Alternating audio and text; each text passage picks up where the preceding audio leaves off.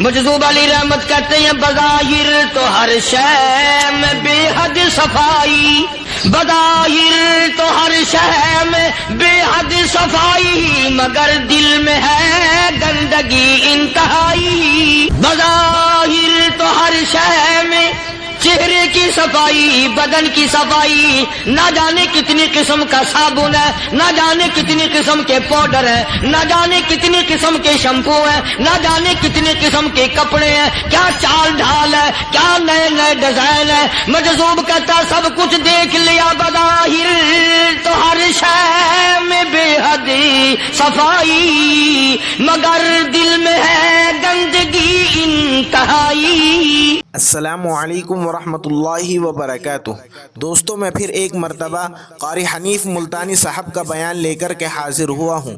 بڑا اہم بیان ہے، سبق آموز بیان ہے، زندگی کو بدل دینے والا بیان ہے۔ اس بیان کو توجہ کے ساتھ پورا سنیے گا۔ چلیے میں بھی آپ کے ساتھ ساتھ اس بیان کو پورا سنتا ہوں۔ صلی اللہ علیہ وسلم نے فرمایا جمعے کا دن قیامت کی نشانی ہے۔ قیامت کا دن جس دن قائم ہوگا جمعہ ہی ہوگا۔ آج جمعہ تفریح کا دن ہے، آج جمعہ جوئے کا دن ہے، آج جمعہ شراب پینے کا دن ہے، آج جمعہ کھیل تماشا بے حیائی بدماشی کا دن لوگوں نے بنا لیا۔ ایک ہمارا ماحول ہے، آپ ذرا توجہ فرمائیں۔ جمعے کے دن فلموں میں رش ہے، جمعے کے دن سینما کے ٹکٹ کا رش ہے، جمعے کے دن VCR بہت زیادہ چلتے ہیں، جمعے کے دن ٹیلی ویژن پہ بڑا رش ہوتا ہے، جمعے کے دن بدماشی ہے، جوا ہے، بے حیائی، زیادہ سے زیادہ بے حیائی جمعے کے دن ہوتی ہے۔ حالانکہ حضور کریم صلی اللہ علیہ وسلم نے فرمایا جمعے کے دن ایک گھڑی ایسی آتی ہے جو مانگو وہی ملتا ہے، جس حال میں کچھ کوئی مشغول ہوگا وہی اس کی زندگی کا مستقل ذریعہ بن جائے گا۔ کون سمجھائے تمہیں کس کے اندر طاقت اور جرت ہے کہ قوم کے دھارا پھیر سکے اور قوم کے رخ کو پھیر سکے؟ کون پھیر سکتا ہے؟ اس لیے قرآن کریم نے بار بار للکارا اور فرمایا افلم یہد لہم کم اہلکنا قبلہم من القرون، کرنے والوں، بدماشی کرنے والوں، بے غیرت کمینوں، بعد آؤ۔ جب میرا قہر جوش میں آئے گا پھر ایک دو کو نہیں، پھر بستی کی بستی، ملک کے ملک اجاڑ کے رکھ دوں گا۔ افلم یہد لہم کم اہلکنا قبلہم من القرون،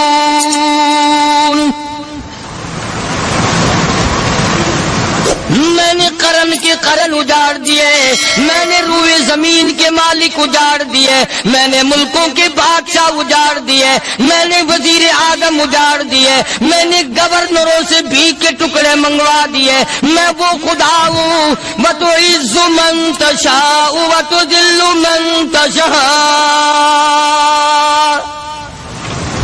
بیدک الخیر انک علی کل شیء قدیر۔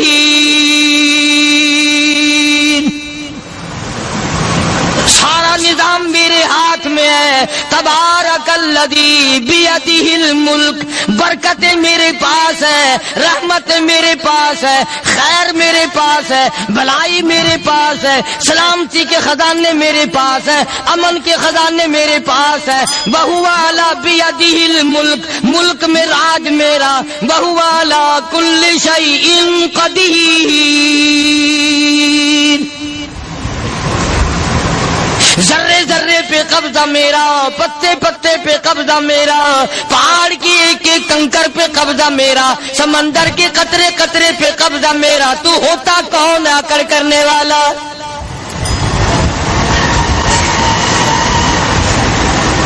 غور نہیں کرتے، سوچتے نہیں ہیں کہ کلام الہیہ ہمیں کیا بتانا چاہتا ہے۔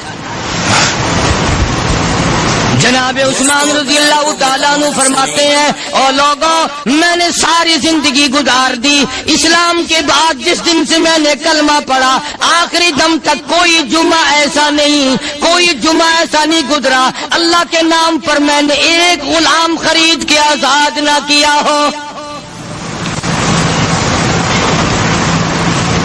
پہلے لوگ بھی جمعے کے دن درود پاک کی کثرت کرتے تھے، خیرات کیا کرتے تھے کہ 8 دن کا کفارہ ہو جائے، اللہ تبارک و تعالی راضی ہو جائے۔ آج کے دن قیامت آئے گی، نہ جانے میرا کیا حال بنے گا، کن لوگوں میں میرا شمار ہوگا۔ مدنی کریم صلی اللہ تعالی علیہ وسلم کا دربار لگا ہوا ہے،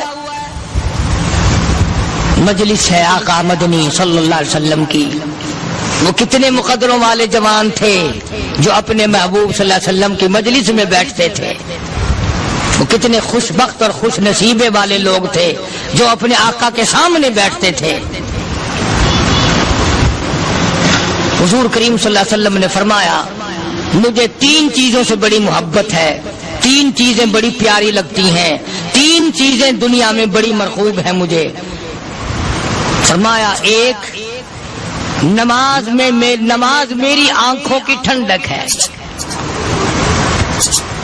سرکار کی پسندیدہ بات سنو، فرمایا نماز میری آنکھوں کی ٹھنڈک ہے۔ جو نماز پڑھتا ہے وہ میری آنکھوں کو ٹھنڈا کرتا ہے، جو نماز نہیں پڑھتا کیا مطلب، وہ مجھے رنج دیتا ہے۔ اور جامع ترمذی میں ایک حدیث موجود ہے، ارشاد ہے حضور کریم سب کہہ دو صلی اللہ علیہ وسلم کا، فرمایا کہ ہر پیر کے دن، ہر جمعرات کے دن ہر امتی کا نامہ اعمال میرے سامنے پیش کیا جاتا ہے۔ ہر امتی کا اعمال نامہ سرکار کے سامنے کر دیا جاتا ہے، تیرے فلاں امتی کا یہ عمل ہے۔ ذرا مسجد میں بیٹھے ہو، قبلے کی طرف منہ کیے بیٹھے ہو، لوگوں سوچو تو صحیح ہمارے اعمال نامے دیکھ کر آقا کو کتنا رنج ہوتا ہوگا، ہمارے کردار دیکھ کر، ہماری روح سیاہی کو دیکھ کر آقا کو کتنا رنج پہنچتا ہوگا صلی اللہ علیہ وسلم۔ ارے ہم نے حضور کی ذات اقدس کو رنج پہنچایا، پریشانی پہنچائی، تکلیف پہنچائی۔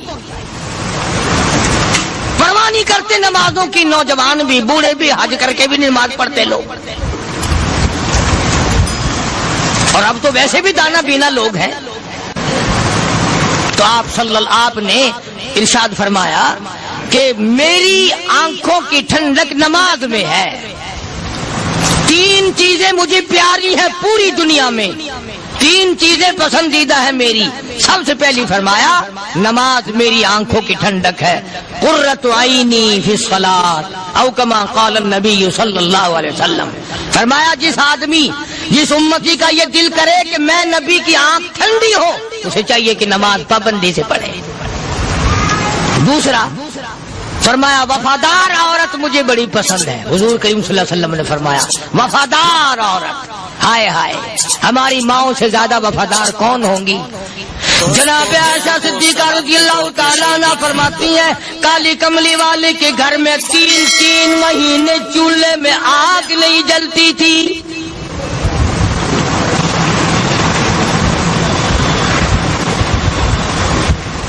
دوسروں کے واسطے ہے سیم و زر و گوہر، اور اپنا یہ حال ہے کہ چولہا ہے بجھا ہوا۔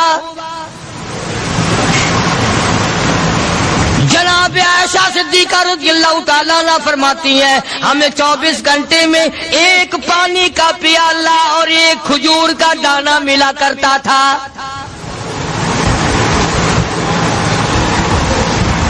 کبھی اپنی ماہوں کی خوراک تو دیکھو، خرچہ تو دیکھو، اور اگلی بات سنو تو حیران ہو جاؤ۔ جناب عائشہ صدیقہ رضی اللہ تعالیٰ عنہ فرماتی ہیں اس پیالے اور کھجور کی قدر بھی تب ہوئی جب وہ بھی نہ ملی۔ پیسوں کو برباد کرنے والوں، بے قدری کرنے والوں، ذرا سوچو تو صحیح کہ کیا گھر ہے محمد عربی سب کہہ دو صلی اللہ علیہ وسلم کا۔ اسی گھر سے خیر و برکت ملی صحابہ کرام کو، لیکن دنیا نہ تھی، بلڈنگ نہ تھی، کوٹھی نہ تھی، بنگلہ نہ تھا، چہل پہل نہ تھی۔ اچھا ایک بات اور آج یاد کر کے لے جاؤ، یہ تو مجبوری ہوئی نا، یہ تو ایک مجبوری ہوئی، پریشانی ہوئی، محتاجی ہوئی کہ پانی کا 1 پیالہ اور 1 کھجور کا دانہ ملتا تھا۔ اور اگلی بات سنو تو حیران ہو جاؤ، مجبوری اور چیز ہے، اختیار سے کرنا اور چیز ہے. جناب فاروق اعظم رضی اللہ تعالیٰ عنہ کی حکومت ہے. عائشہ صدیقہ رضی اللہ تعالیٰ عنہ کا سال کا خرچہ 12,000 روپیہ بوری میں بھر کر حضرت عمر نے حضرت عائشہ کے گھر پہنچا دیا. لو تمہارا یہ سال کا خرچہ آ گیا. سال کا خرچہ حضرت عمر رضی اللہ تعالیٰ عنہ نے جناب عائشہ صدیقہ رضی اللہ تعالیٰ عنہ کے پاس بھیجا. اتنا بڑا بورا بھر کر آیا. اللہ غنی، بجائے خوش ہونے کے، بجائے مچلنے کے، بجائے فخر کرنے کے، اپنی خادمہ سے فرمانے لگی. حضرت عائشہ خادمہ سے فرمانے لگی میں نے تو اپنے محبوب صلی اللہ علیہ وسلم کے پیٹ پہ پتھر دیکھے، میں نے تو کالی کملی والے کو فاقے کرتے دیکھا. خادمہ سے فرمانے لگی اس بوری کے اور میرے درمیان میں کپڑا لٹکا دے، میری آنکھ دیکھنا گوارا نہیں کرتی، میری آنکھ دیکھنا بھی گوارا نہیں کرتی. اس نے کپڑا لٹکا دیا. اس کے بعد خادمہ سے فرمانے لگی مدینے میں اعلان کراؤ جس کو خیرات چاہیے وہ عائشہ کے دروازے سے آ کے لے جائے رضی اللہ تعالیٰ عنہ. سارے مدینے میں اعلان ہوگا خیرات لینے والے آ جاؤ. شیئر ضرور کریں. ایک اور بات تھی اس وقت میں، ضرورت مند جاتا تھا، یہ نہیں کہ ٹیبک میں ہزاروں روپیہ پڑا ہوا پھر بھی مانگ کے کھانا ہے. جیب میں ہزاروں روپیہ پھر بھی مانگنا ہے، پلے سے نہیں کھانا. کہ جتنے بھیک مانگے ہیں نا بھیک مانگنے والے، 1 کروڑ روپیہ دے دو انشاءاللہ شام کو پھر بھی مانگے گا. اس کے مقدر میں بھیک مانگنا ہے. فرمانے لگی کچھ نہیں ہے. وہ خادمہ کہنے لگی کچھ نہیں ہے. اب وہ خادمہ کہنے لگی کہ اگر 1 ٹکے کا گوشت منگوا لیتی تو تم بھی اپنا روزہ کھول لیتی، گوشت سے میں بھی کھا لیتی. کیا جواب دیا اما عائشہ صدیقہ رضی اللہ تعالیٰ عنہ نے؟ فرمانے لگی اب تانا دینے سے کیا فائدہ، تو نے اس وقت یاد کیوں نہیں دلایا؟ اس لیے میں نے یہ واقعہ سنا دیا کہ پہلی بات سن کر کے تو آپ لوگوں کے دل میں بھی یہ بات آئی ہے نا کہ جی مجبوری ہے، چوری تو وہ کرنے سے رہی بیچاری، پریشانی جو ہوئی، غربت جو ہوئی، تنگی جو ہوئی، چلو پانی کا پیالے پہ گزر کیا. اور نہیں، یہ حضرات اختیاری بھی فاقہ کرتے تھے. اب 12,000 آیا اور افطار کرنے کے لیے چھچوا رہے، کھجور بھی نہیں. اور ہم تو خدا جانے کب کب تک کا انتظام سوچتے ہیں، پوتے پوتیوں تک کا انتظام جب تک نہ کر لیں اور اولاد در اولاد تک کا انتظام نہ کر دیں اس وقت تک ہماری تسلی تو ہوتی نہیں. اسی کو مجذوب نے بڑے عجیب طریقے سے سمجھایا. کہتا ہے کہ آنے والی کس سے ٹالی جائے گی، آنے والی کس سے ٹالی جائے گی، اور جان ٹھہری جانے والی جائے گی، روح رگ رگ سے نکالی جائے گی، تجھ پہ ایک دن خاک ڈالی جائے گی. تیرے رشتہ دار عزیز اقربا دھڑا دھڑ مٹی پھینک کے ایسے آئیں گے گویا تجھے پہچانتے بھی نہیں. بڑی بڑی عجیب باتیں کہی مجذوب علیہ رحمت نے. اللہ کی رحمت نازل ہو اس کی قبر مبارک پہ آمین کا. کہتا سب کی سب ہیں راہ رب کوئے فنا، سب چل رہے ہیں فنا کی طرف. اب یہ جو ہم لوگ بیٹھے ہیں نا خوش ہو رہے ہیں، میری 50 سال عمر ہو گئی، میری 60 سال عمر ہو گئی، میری 40 سال عمر ہو گئی، میری 30 سال کم عمر ہو گئی. اور اصل بات ہمارے دماغ میں اپنے آپ کو آخرت کے لیے جس قدر ممکن ہو سکے تیاری کریں. آج کل بڑی رات ہے، سویرے اٹھو، کم سے کم صبح و شام ہر آدمی 1 تسبیح درود شریف کی، 1 تسبیح استغفار کی اور 1 تسبیح تیسرے کلمے کی. یہ تو کم سے کم ہو ہی جائے. بکواس کرتے سو جاتے ہیں، بکواس کرتے اٹھ جاتے ہیں. بلا ہے کوئی زندگی کا معاملہ؟ اللہ سے معافی مانگتا سو جا اور معافی مانگتا اٹھ جا. خدا کی قسم اللہ کا دریائے کرم جوش میں آئے. تو یہ ساری چیزیں میں نے لیے عرض کی تو وقت پورا کرنے والا حساب نہیں کہ نہ جانے کس کو توبہ کی توفیق ہو جائے. کم سے کم ان 3 تسبیحوں کو ہر مرد عورت لازمی پکڑ لے. ایک تسبیح درود شریف کی، ایک تسبیح سبحان اللہ والحمدللہ ولا الہ الا اللہ واللہ اکبر ولا حول ولا قوۃ الا باللہ العلی العظیم، اور ایک تسبیح استغفر اللہ الذی لا الہ الا هو الحی القیوم واتوب الیہ یا استغفر اللہ ربی من کل ذنب واتوب الیہ، اور ایک تسبیح درود شریف کی اللہم صلی علی سیدنا مولانا محمد وعلی آل سیدنا مولانا محمد مبارک وسلم وصلی علیہ. جب ایک مرتبہ درود بندہ پڑھے گا 10 بار اللہ کی رحمت آئے گی، 10 گناہ معاف ہوں گے، 10 درجے بلند ہوں گے، 10 خطائیں معاف کر دی جائیں گی. تو کتنا بڑا اجر ہے. خصوصاً بوڑھوں کو چاہیے کہ وہ گپوں میں اپنا وقت خراب نہ کریں. خدا کی قسم قبر میں جانے کے بعد تجھے ایک سانس کی مہلت ملے. پر مجھے اس بات کا افسوس ہے کہ آپ لوگ پورا مضمون سننے کی کوشش نہیں کرتے، بلکہ بعض لوگ بالکل اخیر میں سر سے، ایک ہے جمعے کی فضیلت حاصل کرنا، ایک ہے جمعہ پڑھنا، ایک ہے سیرو لہاونا، اس میں بڑا فرق ہے.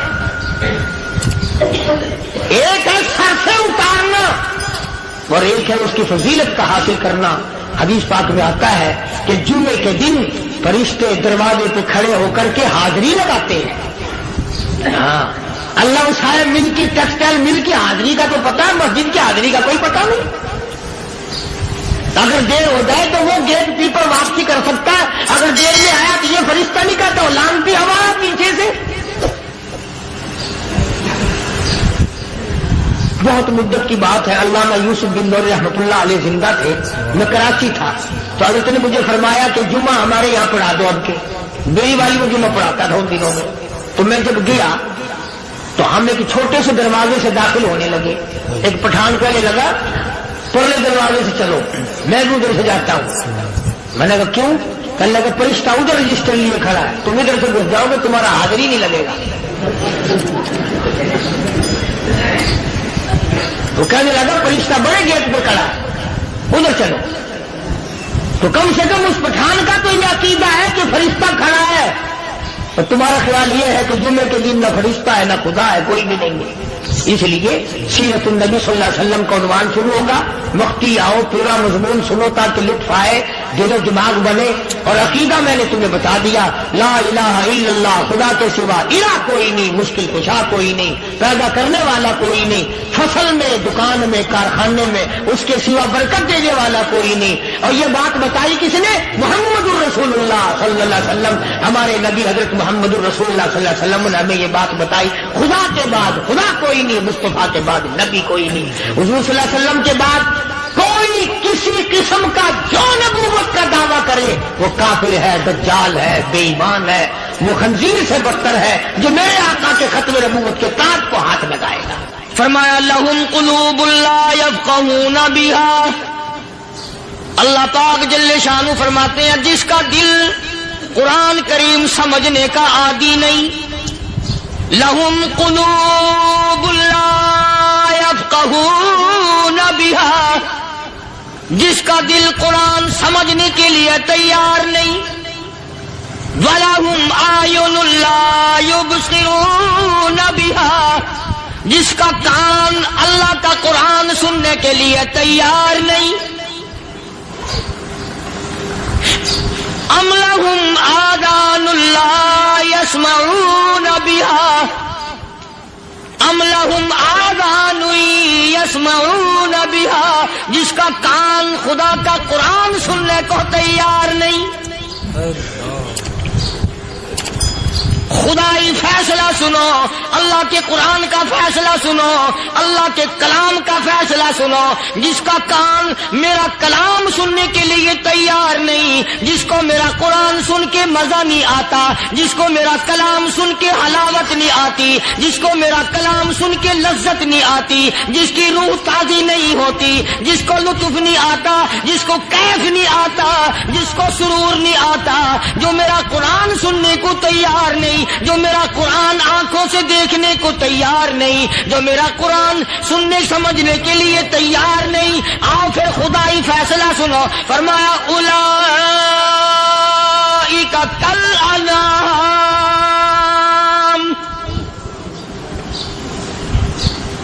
میرا فیصلہ نہیں، کسی پارٹی کا فیصلہ نہیں، کسی فرقے کا نہیں، کسی طبقے کا نہیں، کسی جماعت کا نہیں. فرمایا اولئک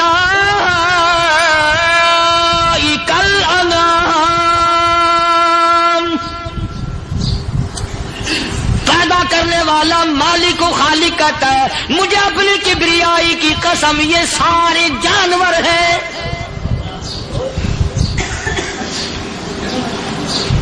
یہ سارے کے سارے جانور ہیں، یہ درندے ہیں جو ایک دوسرے کو چیر پاڑ کر کھاتے ہیں، یہ درندے ہیں جو ایک دوسرے کا خون پیتے ہیں. فرمایا بل ہم اضل، جانوروں سے بھی بدتر.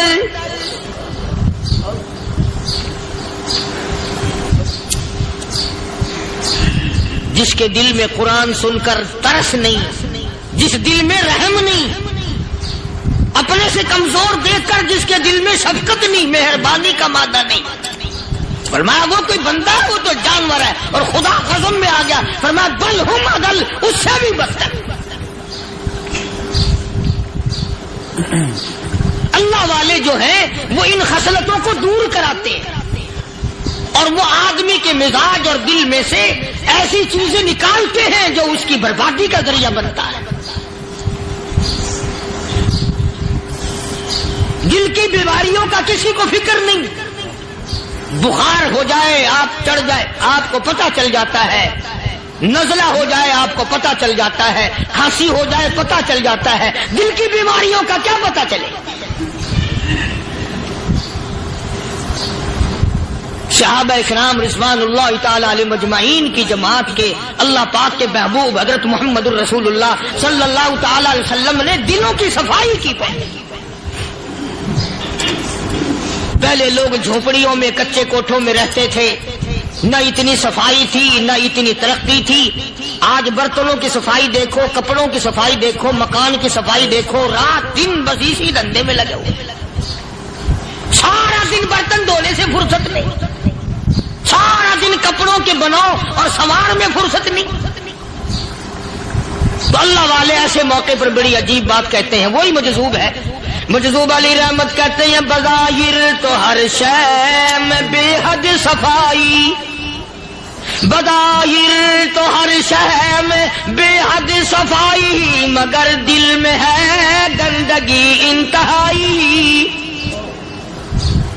بظاہر تو ہر شے میں چہرے کی صفائی، بدن کی صفائی، نہ جانے کتنی قسم کا صابن ہے، نہ جانے کتنی قسم کے پاؤڈر ہیں، نہ جانے کتنی قسم کے شیمپو ہیں، نہ جانے کتنی قسم کے کپڑے ہیں، کیا چال ڈھال ہے، کیا نئے نئے ڈیزائن ہے. مجذوب کہتا سب کچھ دیکھ لیا، بظاہر تو ہر شے میں بے حد صفائی، مگر دل میں ہے گندگی انتہائی.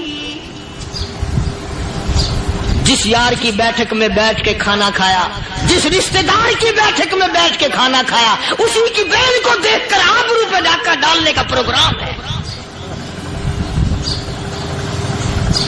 جس دوست کے گھر میں بیٹھ کے کھانا کھایا، اسی دوست کی بیوی کی عزت لوٹنے کا پروگرام ہے. پرانے زمانے میں اب بھی دلی جیسے شہر میں اگر دعوت کی جاتی ہے تو وہاں ایک تشتری میں نمک آتا ہے سب سے پہلے. عرب میں بھی دستور تھا پرانے زمانے میں، اگر کوئی دعوت کرتا، کوئی تقریب کرتا، سب سے پہلے نمک آتا تھا. ایک ایک انگلی ہر شخص نمک چاٹتا تھا. کیا مطلب؟ جس نے نمک چاٹ لیا اب وہ نمک حرامی نہیں بنے گا. اس گھر میں چوری کرنا، اس گھر کی آبرو کا غلط تصور لانا، اس گھر کے مال میں خیانت کرنا وہ حرام سمجھتا تھا جس گھر کا میں نے نمک چکھ لیا. اور مسلمانوں کی بات نہیں، ہندوؤں کی بھی یہ باتیں تھیں. مولانا محمد علی صاحب جلندری سب قید رحمت اللہ علیہ فرمایا کرتے تھے کہ ایک سکھ تھا بہت بڑا ڈاکو، مسلمان اور ہندو مل کر اس کو ساتھ ملا کر کے لے گئے کہ یہاں اس گاؤں میں اس پنڈ میں ڈاکہ ڈالے. سفر کر کے گئے، تکلیف اٹھا کے گئے. اس سکھ ڈاکو نے پوچھ لیا کہ یہ کون سا گاؤں ہے کہ یہ فلانا ہے. اچھا سارے کے سارے یہ تلاش کرو، یہ سوچ بچار کرو اپنے پنڈ کی، اپنے علاقے کی، کسی مسلمان کی، کسی ہندو کی، کسی سکھ کی، کسی چوڑے چمار کی اس گاؤں میں لڑکی تو نہیں؟ ہمارے یہاں سے کوئی لڑکی تو شادی ہو کے یہاں نہیں آئی ہوئی؟ ان ساروں میں سے کہنے لگا کہ ہمارے بھنگی کی لڑکی جمعدار کی یہاں آئی ہوئی ہے. کہنے لگا واپس چلو، بیٹی بیٹی ہے، چاہے بھنگی کی ہو یا نواب کی ہو. ارے کل بیٹی کا ڈولا دیا تھا کہ دھکا ڈالیں گے، شرم نہیں آئے گی؟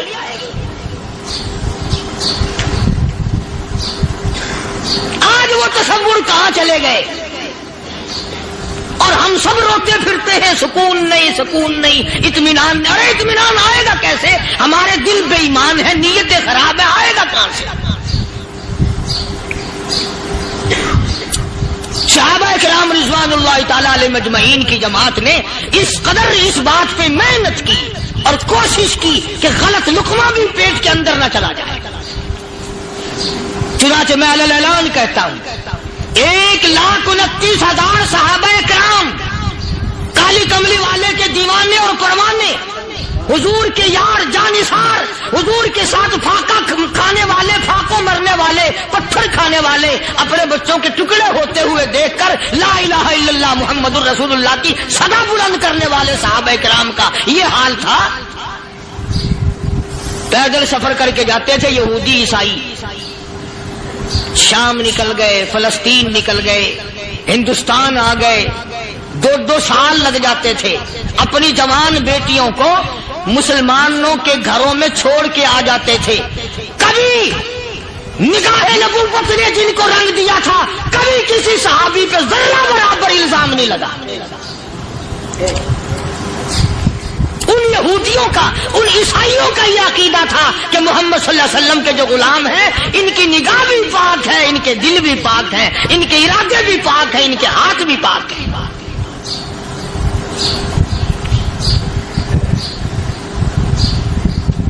مصر کے گورنر نے، مصر کے جنرل کرنل نے خط لکھا سیدنا فاروق اعظم رضی اللہ تعالی عنہ کی خدمت میں. دور خلافت ہے حضرت فاروق اعظم کا. کیا خط لکھا کہ حضور مجھے کافی وقت گزر گیا ہے اور فلاں علاقے میں آپ کے حکم سے ہم نے جانا ہے اور راستہ صرف ایک ہے اور اس راستے میں جال بچھا دیا گیا. اب مجھے مشورہ دیں، میں کیا کروں؟ حکم دیں مجھے.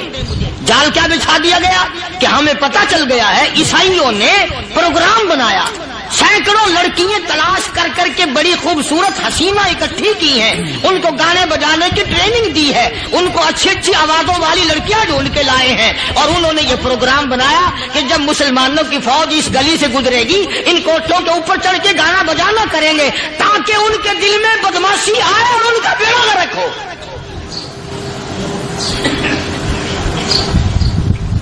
کبھی کافر کا یہ عقیدہ تھا کہ مسلمان کا دل بگڑا تو یہ گیا، اس کی نیت میں خرابی آئی اور یہ تباہ ہوا. جناب فاروق اعظم رضی اللہ تعالیٰ عنہ نے اسے یہ خط نہیں لکھا کہ تو قرآن پڑھا کر، تو نفل پڑھا کر. امیر المومنین خلیفۃ المسلمین سیدنا فاروق اعظم رضی اللہ تعالیٰ عنہ نے اپنے جنرل کرنل کو خط لکھا کہ اس میں لمبی چوڑی فکر کی کوئی بات نہیں، اس میں کوئی پریشانی والی بات نہیں، کوئی سوچ و بچار والی بات نہیں. سارے تیری فوج میں، تیری کمان میں مسلمان ہیں، سب کو اکٹھا کر لے، ساروں کو اکٹھا کر کے قرآن کریم کے سورت نور کی 2 آیتیں سنا دے.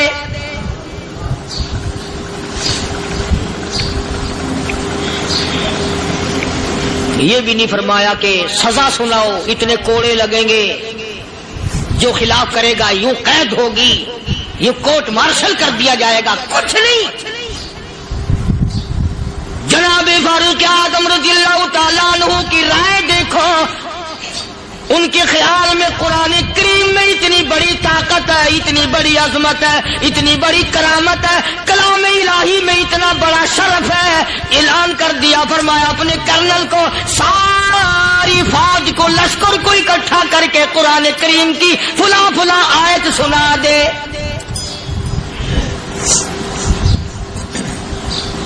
اور اس کے بعد بے دھڑک فوج کو، لشکر کو اسی راستے سے گزار کے لے جا. بے دھڑک لے جا. ہائے کبھی قرآن کی 2 آیتوں سے کام بن جاتا تھا، اب سارے قرآن سے میرا تیرا کام نہیں بنتا. قصور قرآن کا نہیں ہے، یہ میرا تیرا ہے. یہ تو اتنی وفادار کلام ہے، اتنی پاک کلام ہے، خدا کی قسم. ہزاروں رجسٹروں کے گتے، ہزاروں چائے کے ڈبے، ہزاروں مٹھائی کے ڈبے، لاکھوں کروڑوں دوائیوں کے ڈبے گندے نالوں پہ، کوڑیوں پہ، روڑیوں پہ پڑے ہیں، اور جس گتے نے قرآن کے ساتھ یاری لگا لی، خدا کی قسم کوئی آدمی بغیر وضو اس گتے کو بھی ہاتھ نہیں لگا سکتا. ہزاروں نہیں لاکھوں کپڑے مارکیٹ میں پڑے، پر جس کپڑے نے قرآن سے یاری لگا لی، جو کپڑا جسدان بن کر قرآن پہ چڑھ گیا، لوگ اس کو بھی چومتے ہیں، اور چومنا چاہیے. یارو کپڑے نے قرآن سے یاری لگائی تو کپڑا عظمت والا بن گیا، گتے نے یاری لگا لی تو گتا بن گیا. ہزاروں قسم کے کاغذات روزانہ ذلیل ہوتے پھرتے ہیں، جس کاغذ پہ قرآن لکھا گیا وہ عظمت پا گیا، جس سیاہی سے قرآن لکھا گیا وہ سیاہی عظمت والی بن گئی. ارے اگر مسلمان قرآن کو اپنے اندر پیدا کر لے، اس کی عظمت کو بسا لے، اس کو اپنا لاہ عمل بنا لے، اس کو اپنے سر پہ رکھ لے، تو کیا یہ بندہ قرآن کے ساتھ وفاداری کرے تو قرآن کیا خیال ہے قرآن بے وفائی کر دے گا؟ یقین نہیں، یقین اصل بات اعتقاد کی ہے. یقین کا تو یہ عالم بنا ہوا ہے کہ اگر کوئی چوری کا معاملہ ہو جائے اور کسی پر شبہ ہو، اگر اسے کہو کہ قرآن اٹھا دے تو دیر نہیں لگائے گا، اور اگر کہے کہ فلانی خانگاہ کا کنڈا مار دیا تو یہ کام میں نہیں کرتا. خانگاہ کے کنڈے پہ ایمان ہے، قرآن پہ ایمان نہیں. اس پر یقین ہے کہ پیر اندھا کر دے گا، اور یہاں یقین نہیں کہ جس خدا نے پیدا کیا اگر میں نے جھوٹا قرآن اٹھایا تو وہ برباد کر دے گا.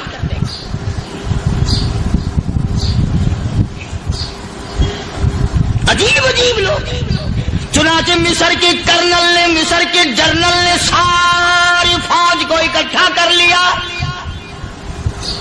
اس نے بھی یہ بات تو نہیں کہی کہ فاروق اعظم کو دوبارہ خط لکھتا کہ حضرت یہ تو 2 آیتیں آپ نے لکھی، یہ تو سارا قرآن روز پڑھتے ہیں، پر بنے گا کیا؟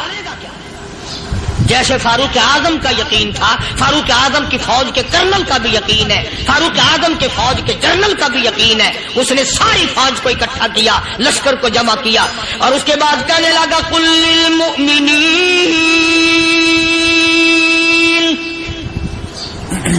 یغضوا من ابصارکم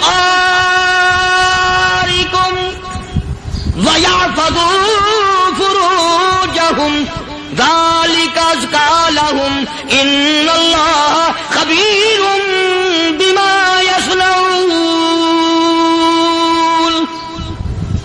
او لوگو، خدا تمہیں کہتا ہے اپنی آنکھوں کی حفاظت کرو. اگر تمہاری نظریں غلط جگہ پڑی، اپنی عزت کی حفاظت کرو، اپنی آبرو کی حفاظت کرو. اگر غلط نظریں پڑی، غلط استعمال ہوئی، ان اللہ خبیر بما یصنعون.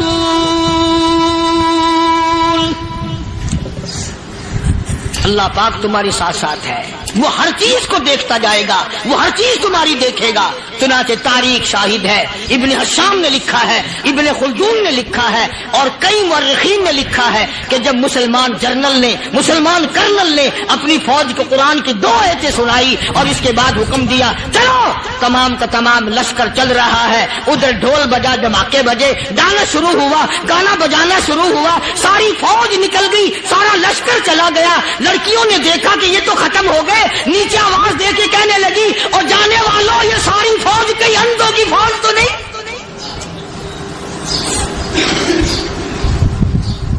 یہ حسن کا نظارہ اور یہ ڈانس اور یہ آواز، ہم ناچ ناچ کے تھک گئی، کوئی سر نہیں اٹھاتا.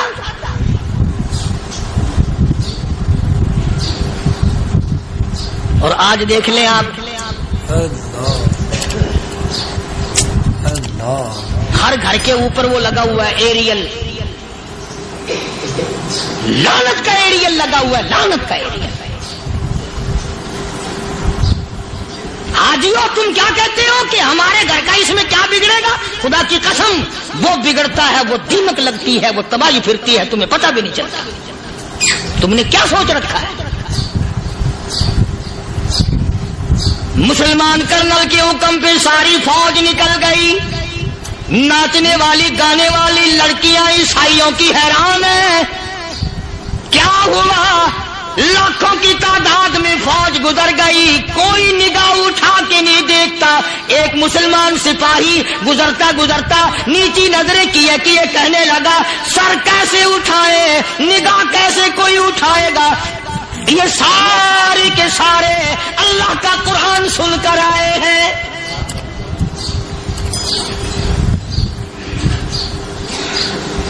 کیسے کوئی نگاہ اٹھائے گا؟ کیسے کوئی سر کو اٹھائے گا؟ یہ سارے کے سارے اللہ کا قرآن سن کر آئے ہیں. ان کا عمل ہوا نا قرآن پہ، ان کے عمل کا کتنا بڑا اثر پڑا.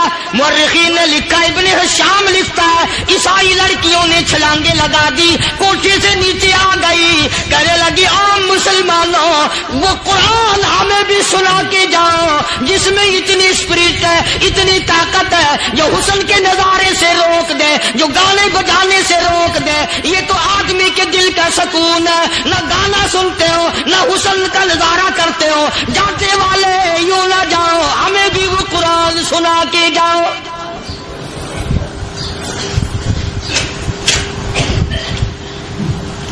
اس قرآن میں کتنی بڑی طاقت ہے، وہ کتنی عظمت ہوگی اس میں، اس کلام میں کتنی برکت ہوگی، جس کلام میں یہ تاثیر ہے کہ وہ ایسی ایسی چیزوں سے روک دیتا ہے. چنانچہ ایک مسلمان سپاہی چلتا بھی جاتا ہے اور کہنے لگا وَقُلْ لِلْمُؤْمِنِينَ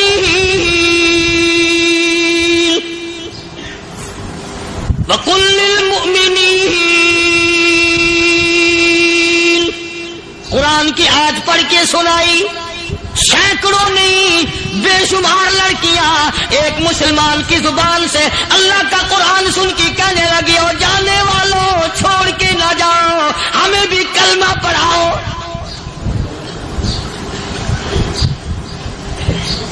جتنی بھی وہ ناچنے گانے والی تھی تمام کی تمام کلمہ پڑھ کر مسلمان بن گئی. اور مورخین نے لکھا ہے آخری دم تک قرآن کی شیدائی اور دیوانی بن کے گزری ہے. پھر وہ لڑکیاں جو رات دن حسن و جمال کا پیکر بنی رہتی تھی، علماء نے لکھا ہے جب موت آئی ایک ایک کے بدن میں کپڑے لباس میں موت آئی تو 50-50 ٹاکی لگی ہوئی.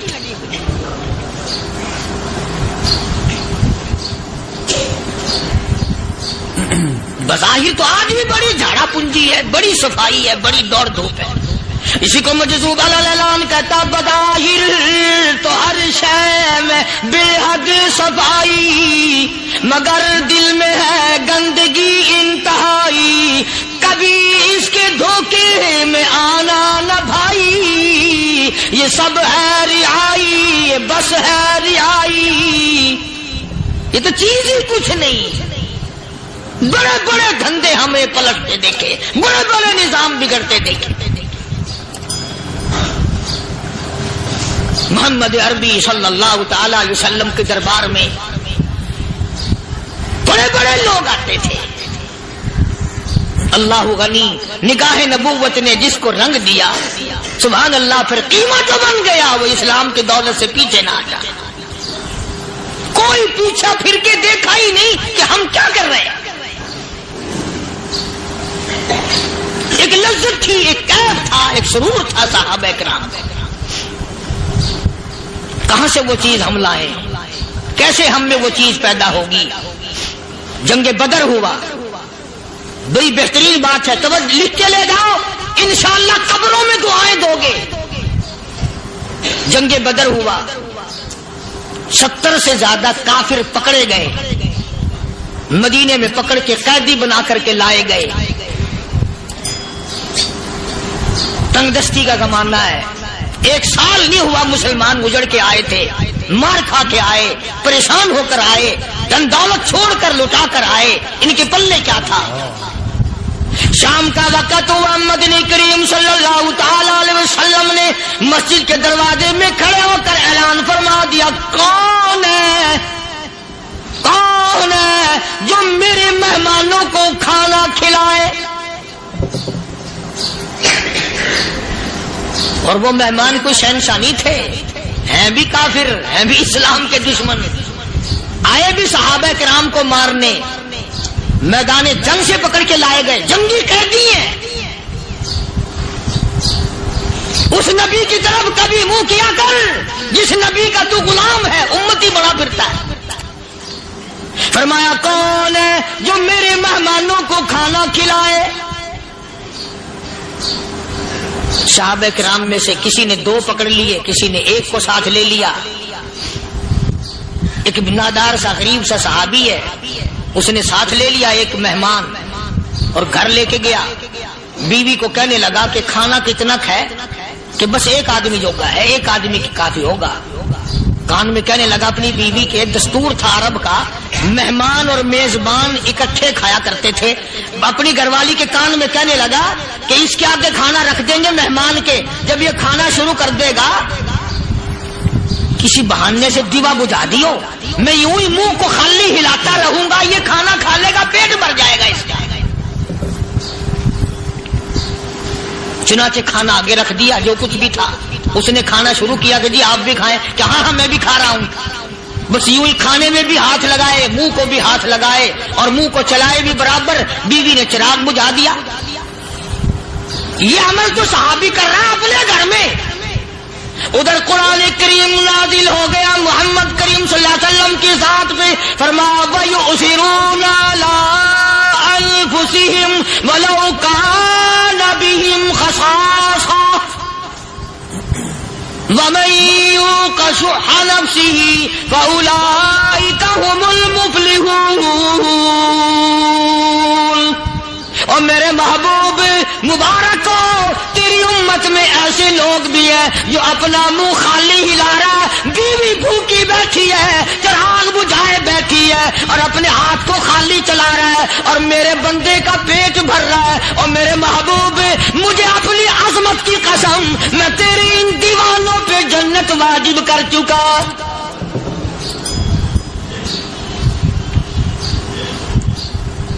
اب حضور صلی اللہ علیہ وسلم نے تو ان کو نہیں سکھایا تھا کہ تو جا کے ایسا کرنا،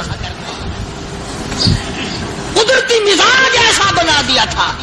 ایک اور موقع ہے مدینے پاک میں، جنگی قیدی اور جگہ سے اسی طرح سے آئے. ایک صحابی ایک اور آدمی کو، جنگی قیدی کو کافر میں گھر لے گیا. بیوی کہنے لگی کہ 1 ہی آدمی کا کھانا ہے بس. انہوں نے کہا اس کو دے دو. وہ کافر جنگی قیدی کہنے لگا جی آپ بھی کھائیں. کہنے لگا بھی بات ہے صاف، 1 آدمی کا کھانا ہے، تو کھانا کھا، میں درخت کے پتے چبا لیتا ہوں. وہ کہنے لگا میں کھاؤں گا پتے. انہوں نے کہا تو رئیس آدمی ہے مکے کا، میں پرانا غریب ہوں، مجھے پتے چبانے کی عادت ہے، تیرے پیٹ میں درد نہ ہو جائے، میں عادی ہوں پتے چبانے کا. اس نے پتے چبا لیے. کافر مسافر اور مہمان جو تھا جنگی قیدی، اس کو کھانا کھلا دیا. دوسرے دن پھر ایسی نوبت آئی. اس نے کہا آپ بھی میرے ساتھ کھانا کھائیں گے؟ کہ نہیں بھائی تو کھا، میں بچے چبانے کا عادی ہوں.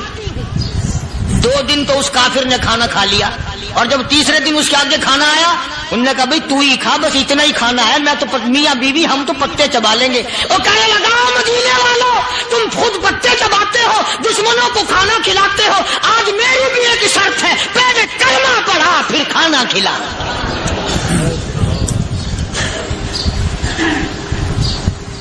آج میری بھی ایک شرط ہے. 2 دن کے عمل نے کفر کو مٹا دیا، اسلام چمک گیا. 2 دن کے عمل نے. میرا تیرا 60 سال کا عمل ہے، کبھی کسی کافر کو مسلمان بنایا؟ الٹے ہی کام، ہر غلط، ہر معاملہ الٹا ہی ہے. ہر آدمی بیزار ہوتا ہے، یار دین تو کچھ نہیں، یار اسلام کچھ نہیں، یارو ایمان کچھ نہیں. اسی کو قرآن کریم نے للکار کے آواز دے کے فرما دیا لوگوں ایسی گڑبڑ نہ کرو ورنہ میں وہ خدا ہوں. فَأَخَذَتْكُمُ الصَّاعِقَةُ وَأَنْتُمْ تَنظُرُونَ. جبریل امین نے ایک چیخ ماری، ساری قوم کے جگر پھٹ گئے. میں وہ خدا ہوں. لا تركضوا وارجعوا إلى ما أترفتم فيه ومساكنكم لعلكم تسألون.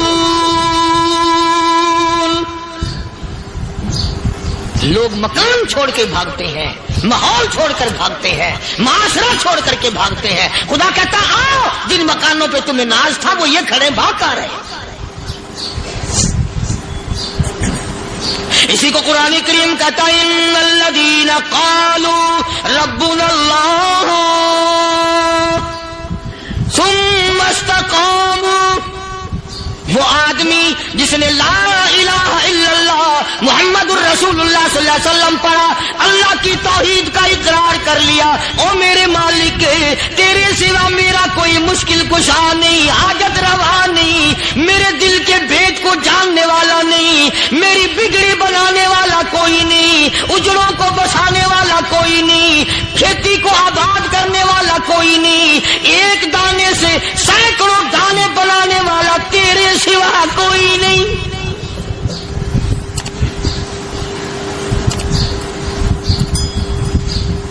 کھیتوں میں جاؤ، کبھی یہ تو سوچو کہ دنیا میں حکومتوں نے کتنے مل لگا رکھے ہیں، چینی کے شکر کے کتنے مل ہیں، کتنے ڈیپو ہیں، پھر بھی قلت ہو جاتی ہے.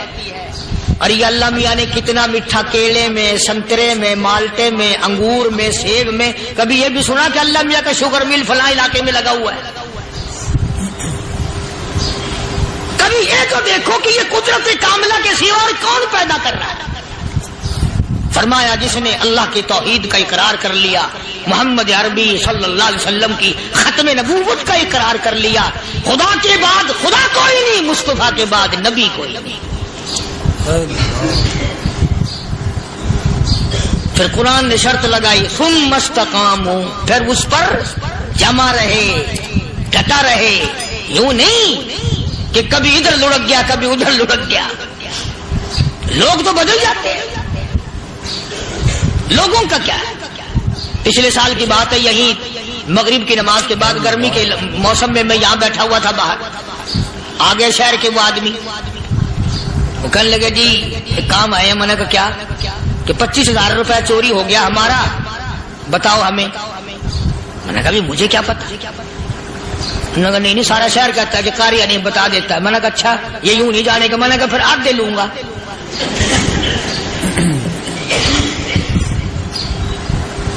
25,000 گم ہوئے ہیں نا، 12.5 میرے 12.5 تمہارے. کہنے ہیں دیکھو نا جی بال بچے چھوٹے چھوٹے غریب بچے ہیں جن کے وہ پیسے ہیں. میں نے کہا اچھا میں بادشاہ لگا ہوا ہوں.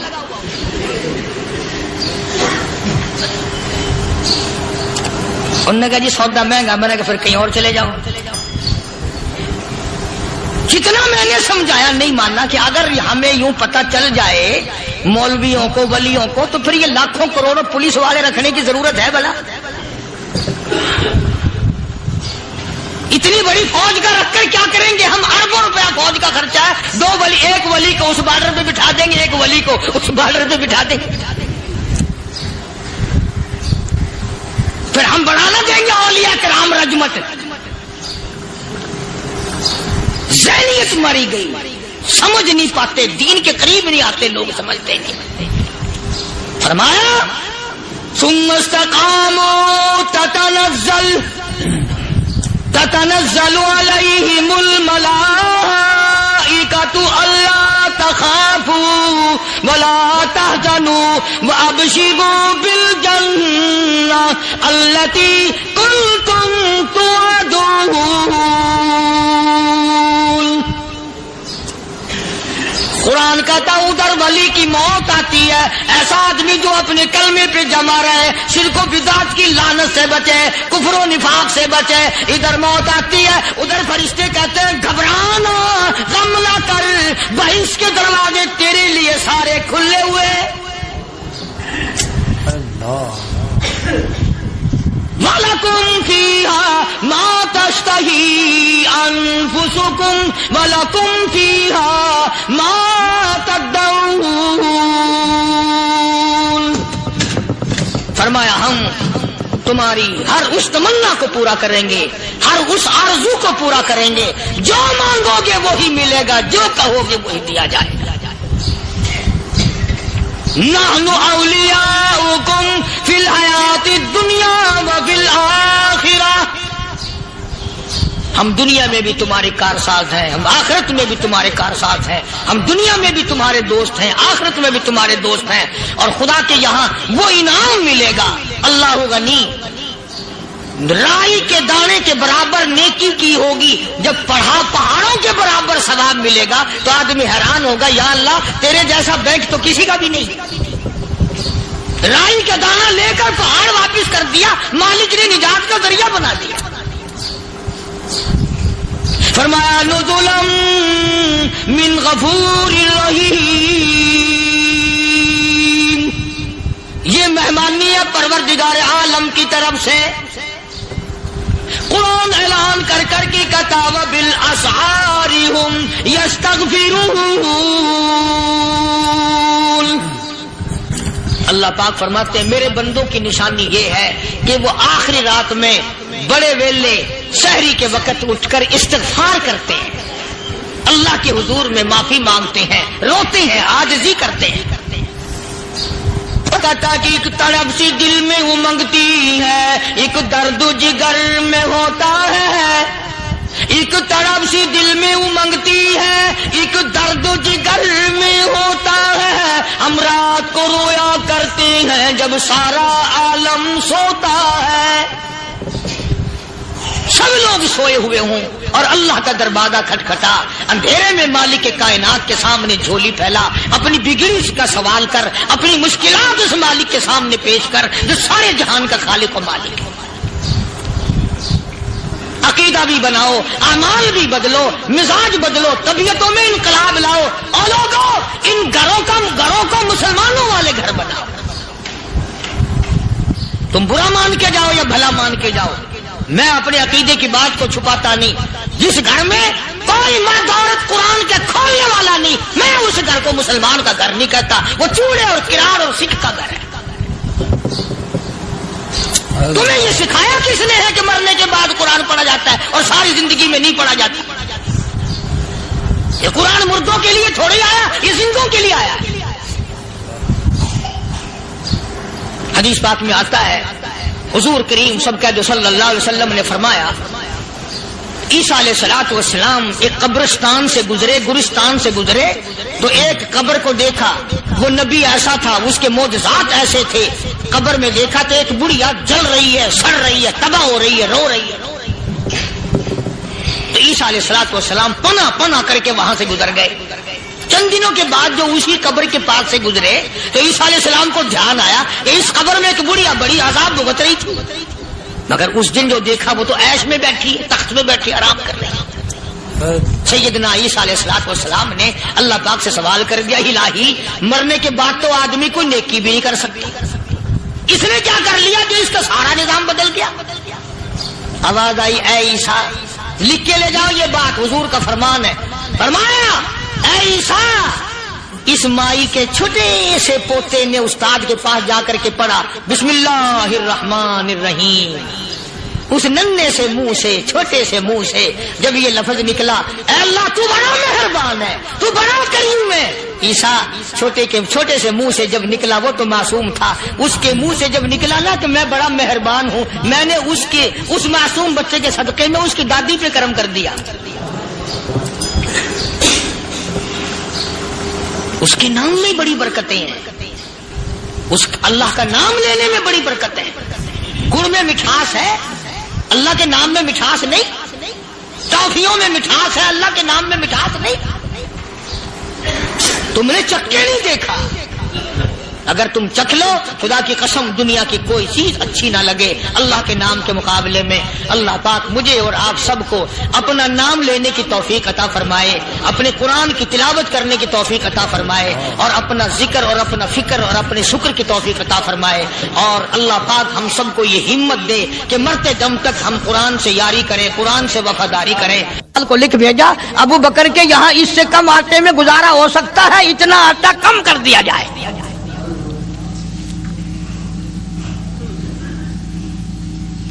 تم کیا جانو ابو بکر کون ہے؟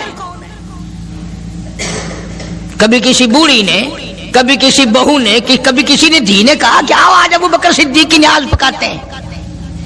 نظر اللہ نیاز حسین، نبی کے یار کا نام نہ لینا کبھی بھی، इमामुल अंबिया महबूब किबरिया हजरत मोहम्मद मुस्तफा सल्लल्लाहु ताला अलैहि वसल्लम ने फरमा दिया, ओ लोगों, उम्मत के तमाम लोगों का मैंने एहसानात का बदला चुका दिया, सबके कर्जे चुका दिए, सबके लेने देने मैंने बराबर कर दिए। पर ओ मेरे अल्लाह, अबू बकर के एहसानात का बदला तू दे सकता है, मैं नहीं दे सकता।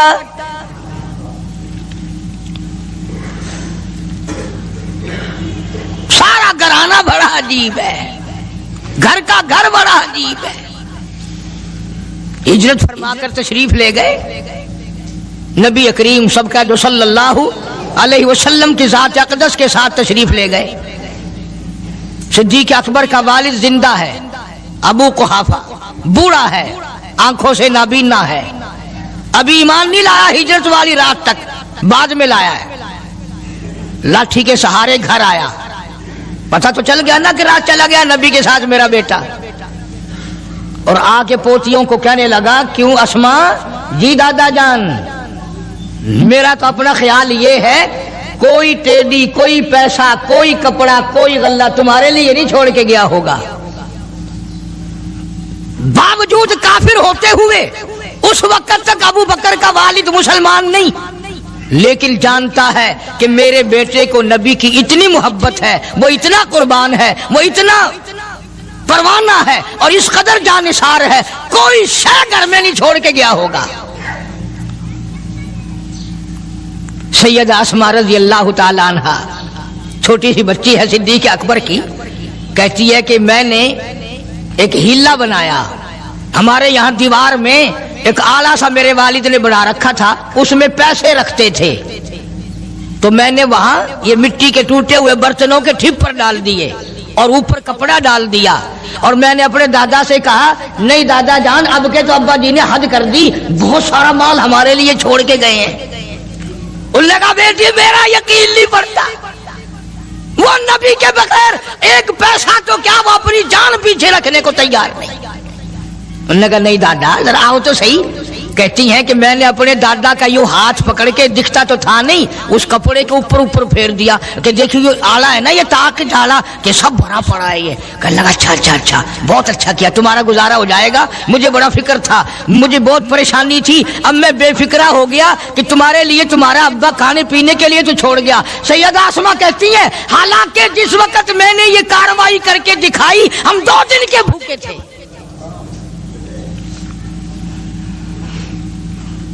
हजारों रुपया जितना भी माल था घर में, जब नबी के साथ गए सारा पल्ले बांध के ले गए, ना जाने कहां काम आएगा। ये वो सैयदा अस्मा रज़ियल्लाहु ताला अन्हा जिसका हाल ये है, सारा दिन खजूरों की गुठलियां इकट्ठी करती है, शामन को हामन दस्ते में कूट कर शाम को पानी में घोल कर पी जाती है, सारी रात मुसल्ले पे खड़ी होकर कुरान पढ़ती है।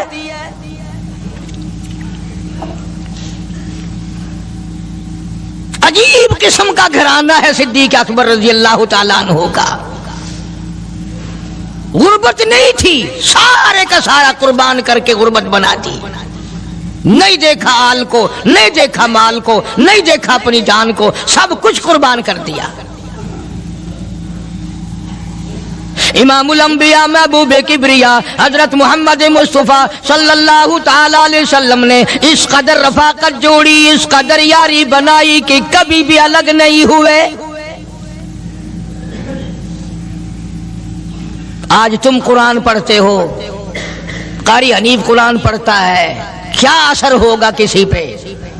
जनाब अबू बकर सिद्दीक रज़ियल्लाहु ताला अन्हु मक्का मुकर्रमा में नमाज की नीयत बांध कर कुरान करीम की तिलावत करते हैं। उलमा ने लिखा है कि पहाड़ भी हिलने लग जाते थे।